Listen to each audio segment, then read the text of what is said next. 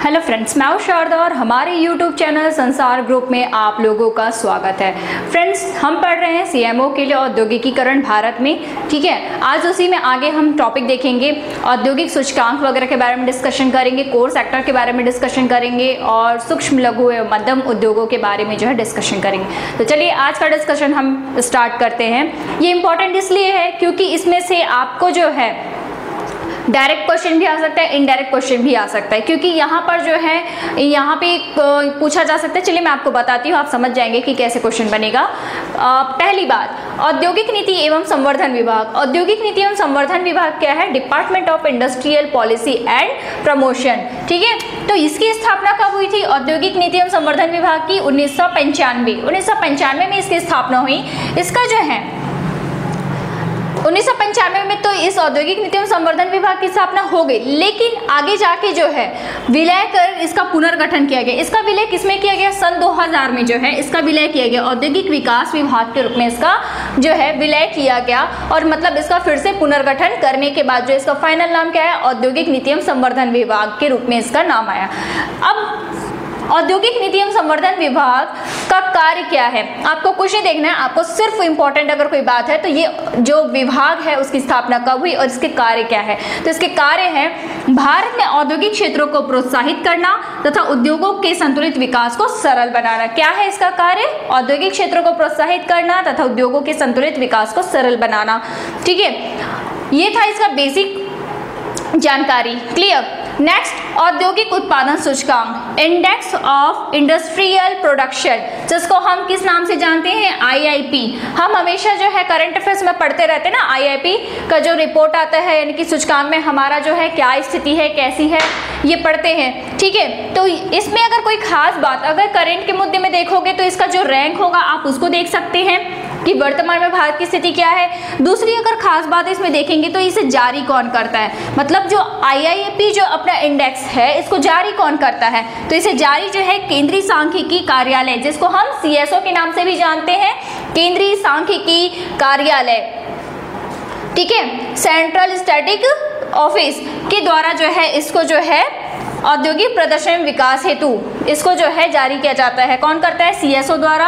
IIP कौन जारी करता है? सीएसओ जारी करता है। किसके लिए? औद्योगिक प्रदर्शन एवं विकास के लिए। मतलब किसका जो है औद्योगिक प्रदर्शन और विकास का स्तर कैसा है ये जानने के लिए जो है आईआईपी को है जारी किया जाता है। किनके द्वारा?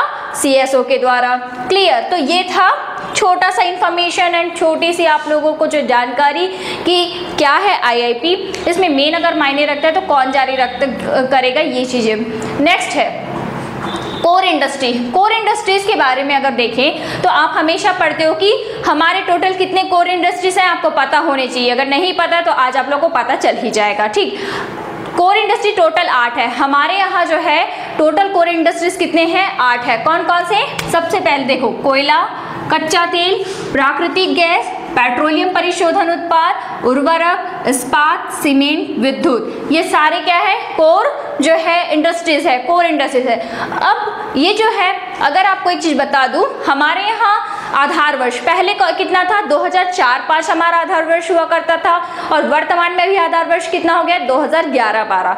ठीक है, आधार वर्ष से समझ रहे हैं ना, एक आधार यानी कि एक बेस माना जाता है, उस बेस के आधार पर ही जो है आगे की गणना की जाती है। तो पहले हमारा आधार वर्ष क्या है? 2004-05, लेकिन वर्तमान में आधार वर्ष कितना हो गया? 2011-12। तो ये जो अभी मैं बताने वाली हूँ ये वाला, ठीक है, संयुक्त भारत, मतलब ये जो 8 हमारे कोर इंडस्ट्रीज है ना, इसका जो है संयुक्त भारांश 2011-12 जो हमारा आधार बेस है उसके आधार पर संयुक्त भारांश कितना है? 40.3%। कितना है? 40.30%।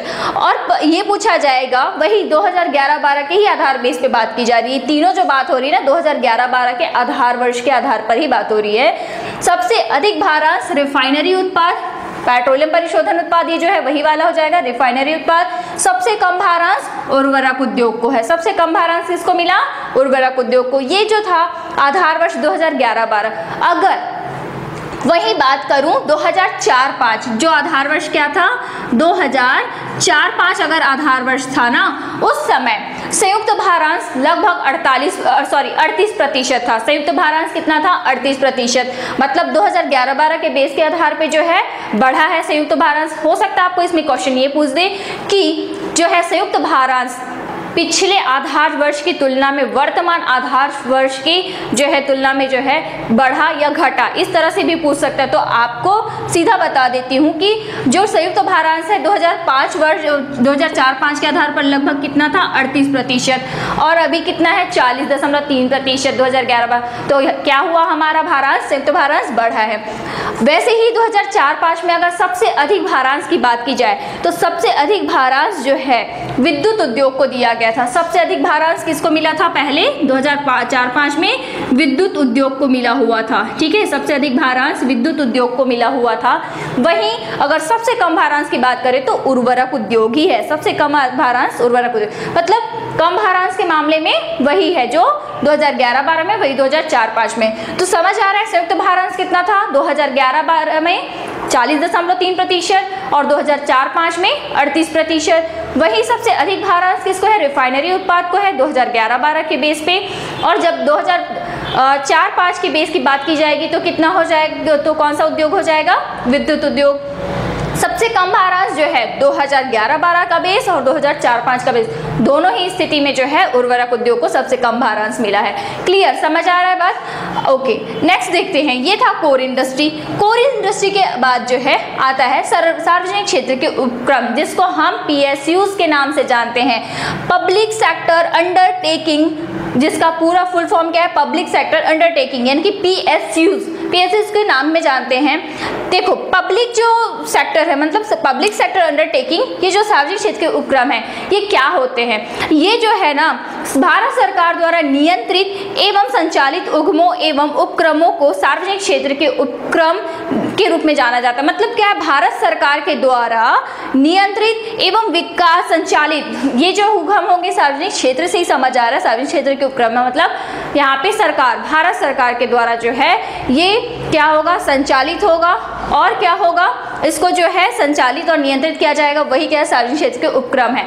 हाँ, इसमें खास बात ये होता है कि चाहे इसमें केंद्र सरकार हो चाहे राज्य सरकार हो, ठीक है, इसमें अगर परसेंटेज की बात की जाए तो इसमें ज्यादा परसेंटेज किसका होगा, सरकार का होगा। चाहे वो केंद्रीय सरकार हो सकता है या राज्य सरकार हो सकता है, मतलब उसका जो है राज्य सरकार का जो है अधिकार बोल सकते हो 51% या उससे अधिक हो सकता है, 51% या उससे अधिक हो सकता है।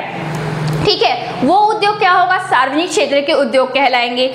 और एक बात ये कि जो औद्योगिक नीति 1956 है, उसके अंतर्गत जो है केंद्रीय जो भी उद्यम थे उसको सार्वजनिक क्षेत्र के उपक्रम के रूप में जो है तवज्जो दिया जाने लगा। केंद्रीय उपक्रम को जो है ना, भारतीय अर्थव्यवस्था में जो है केंद्रीय स्थान प्रदान किया गया था ये सार्वजनिक उपक्रम के जो क्षेत्र हैं उन सभी को। अब देखो, पब्लिक सेक्टर अंडरटेकिंग्स को जो है 3 अलग अलग भागों में वर्गीकृत किया गया है, इसका क्लासिफिकेशन किया गया। इसका क्लासिफिकेशन कैसे किया गया, सार्वजनिक क्षेत्र के उद्यम, सार्वजनिक क्षेत्र के उद्यम PSUs हो गया, केंद्रीय सार्वजनिक क्षेत्र के उद्यम CPSUs हो गया, सार्वजनिक क्षेत्र के बैंकों यानी कि PSBs हो गया। मतलब ये 3 भागों में बटा हुआ है। अब ये जो केंद्रीय सार्वजनिक क्षेत्र के उद्यम है CPSUs जो है ऑलरेडी, मतलब ये भी जो है 2 भागों में बटा, कैसे, सामरिक और गैर रणनीतिक। सामरिक के अंतर्गत कुछ क्षेत्रों को रखा गया है और सामरिक के अंतर्गत जो क्षेत्र आ रहे हैं उसके अलावा जो बचे जो क्षेत्र होंगे वो पूरे गैर रणनीतिक क्षेत्र में चले जाएंगे। तो सामरिक क्षेत्र कौन कौन से हैं, आप सिर्फ नाम सुन सकते हो, ज्यादा इंपॉर्टेंट नहीं, सिर्फ जानकारी के लिए आप ये सुन सकते हैं कि सामरिक क्षेत्र में क्या क्या शामिल होते हैं। पहला, हथियार और गोला बारूद, रक्षा उपकरणों, हवाई जहाज एवं युद्धपोतों से संबद्ध उद्यम। कौन कौन से, हथियार और गोला बारूद, रक्षा उपकरणों, हवाई जहाज एवं युद्धपोतों से संबद्ध उद्यम। दूसरा, परमाणु ऊर्जा, परमाणु ऊर्जा के लिए प्रयुक्त जो सामग्री है वो। तीसरा, रेल परिवहन, तीसरा क्या है, रेल परिवहन। मतलब ये 3 जो है सामरिक के अंतर्गत आते हैं। इसके अलावा जो बचे शेष है ना वो गैर रणनीतिक क्षेत्र में चले जाएंगे। क्लियर, तो ये था PSUs के बारे में। नेक्स्ट हमारा टॉपिक आता है MS MSME, जिसको हम किस नाम से जानते हैं? लघु, सूक्ष्म, लघु एवं मध्यम उद्योग, micro, small and medium enterprises. ठीक है, micro, small and medium enterprises. इसमें जो है ये देखो MSME जो है हमारे खास करके भारत जैसे देश के लिए एक बहुत ही बड़ा क्षेत्र है। क्यों? क्योंकि इसमें जो है अगर देखें तो सबसे ज़्यादा रोजगार MSME के द्वारा ही जो है हमें प्राप्त होता है। सबसे बड़ा रोजगार अगर कोई प्रदान करता है तो वो है MSME जो क्षेत्र है वही प्रदान करता है। ठीक है, अगर हम वर्तमान कुछ आंकड़ों के आधार पर बात करें कि MSME जो है कैसी भूमिका निभा रही है, क्या कर रहे हैं, तो हम देख सकते हैं। अच्छा, एक बात ये कि जो कोर इंडस्ट्री है ना, इसको जो है आप बिल्कुल याद रखना, ये 8 कोर इंडस्ट्रीज कौन सा है, बिल्कुल दे सकता है वो क्वेश्चन कि कौन सा जो है इनमें से कोर इंडस्ट्री के अंतर्गत शामिल है और नहीं है, इसलिए इसको ध्यान जरूर देना। और हाँ, अगर ये लेक्चर पसंद आ रहा है तो लाइक का बटन दबाना ना भूले, बिल्कुल लाइक करें और इस वीडियो को ज़्यादा से ज़्यादा लोगों तक शेयर करें। और सबसे खास बात, कमेंट करना ना भूले, क्योंकि आप लोग का कमेंट ही बताता है कि मेरा वर्क कैसा है, इसलिए कमेंट जरूर कीजिए।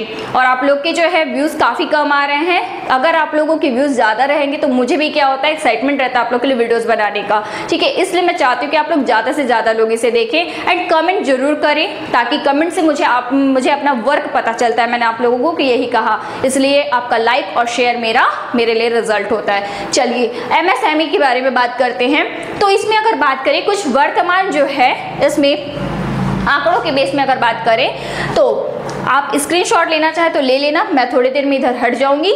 ठीक है, देखो इकाइयाँ अगर इसमें बताया जाए कि MSME एंड मीडियम जो एंटरप्राइजेस हैं, है ना, तो इसमें क्या है, टोटल कितनी इकाइयाँ सक्रिय है? 51 मिलियन।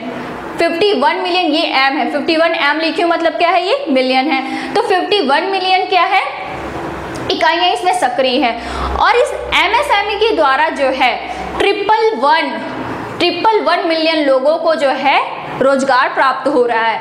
इसमें 111 मिलियन लोगों को रोजगार प्राप्त हो रहा है। और इस MSME के द्वारा जो है उत्पाद जो है विनिर्माण क्षेत्र में लगभग अलग अलग तरह के प्रोडक्ट्स का लगभग 6000 जो है यहाँ पर जो है उत्पाद का विनिर्माण किया जा रहा है, अलग अलग टाइप्स के।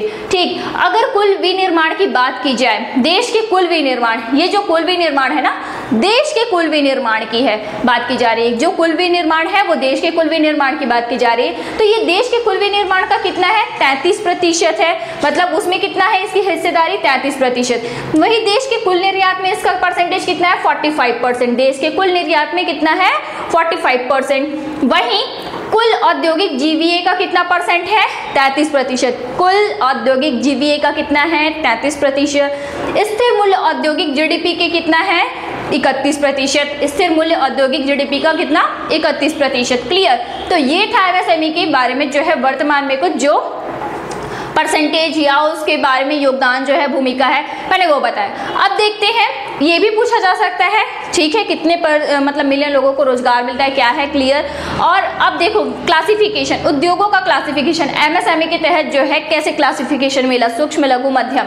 तो इसमें एक विनिर्माण उद्यम है और दूसरा सेवा उद्यम है। तो आप कितने मतलब इन्वेस्टमेंट करते हैं उसके बेस पे जो है इनको जो है उस कैटेगरी में रखा गया है। अगर सूक्ष्म की बात की जाए तो सूक्ष्म में जो है विनिर्माण उद्योग में अगर 25 लाख रुपए तक का निवेश होता है, 25 लाख रुपए तक का निवेश होता है विनिर्माण क्षेत्र में, तो वो सूक्ष्म में ही क्या है, सूक्ष्म मतलब कहलाएगा, माइक्रो लेवल कहलाएगा।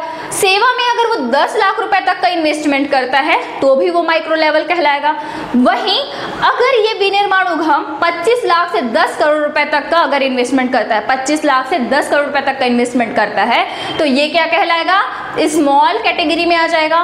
वहीं सेवा क्षेत्र में अगर 10 लाख से 2 करोड़ रुपए तक का अगर इन्वेस्टमेंट करता है, 10 लाख से 2 करोड़ रुपए तक का इन्वेस्टमेंट करता है, तो ये सेवा क्षेत्र किस में आ जाएगा, स्मॉल में मतलब सेवा क्षेत्र जो है स्मॉल वाले कैटेगरी में आ जाएगा। अब आता है मीडियम। मीडियम के लिए क्या है, 5 करोड़ से 10 करोड़ रुपए तक का अगर इन्वेस्टमेंट विनिर्माण क्षेत्र में करता है तो वो मीडियम लेवल पे आ जाएगा।